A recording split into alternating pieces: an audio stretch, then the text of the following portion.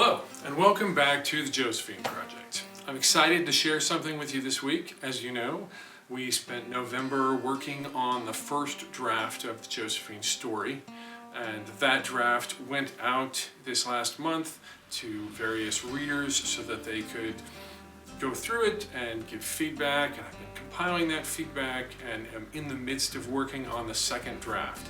So I wanted to share with you today a little snippet from the first draft, something that I think will probably get cut. It's still in the second draft, but I think long term it won't stay, but I think it's fun, and so I want to share it with you. And it's a moment when Josephine is trying to adjust to life in Germany, and moving across cultures is hard. It's something that everyone who moves to a foreign country, or even sometimes within their own country to a place which is culturally very different, struggles with, as you experience these new things and the new values that people have, the things that are important to them that weren't important to you, and so on and so forth. And so I want to share this with you. So here it is, a little bit from draft one of Josephine. 6 months in Germany had taught Josephine a single truth. Germans were obsessed with garbage. Nowhere was the odd German worship of garbage more prevalent than in the yellow bag. Take breakfast. The plastic bag lining her box of cereal was packaging, and so it went in the yellow bag. But the cardboard box surrounding the liner was paper, and thus went into the blue bin. However, the cardboard carton containing her milk was also packaging, and belonged in the yellow bag.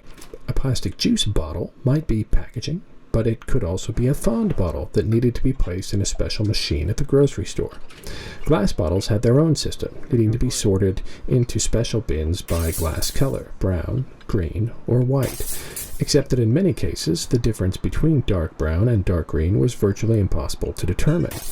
What was picked up on which day was so complex that it required daily tracking, and the Germans actually had a special calendar just to keep track of garbage. Okay, I hope you enjoyed that. I hope that was fun. The reason that I picked this particular passage to share with you is because, to some extent, what we're doing right now, this redrafting process, is very much like recycling. You have all of these different pieces, and you're trying to figure out what goes in what bin, what gets thrown away, what gets turned into something else, what stays, what goes, what is useful maybe later in the project, but not in the drafting process right now.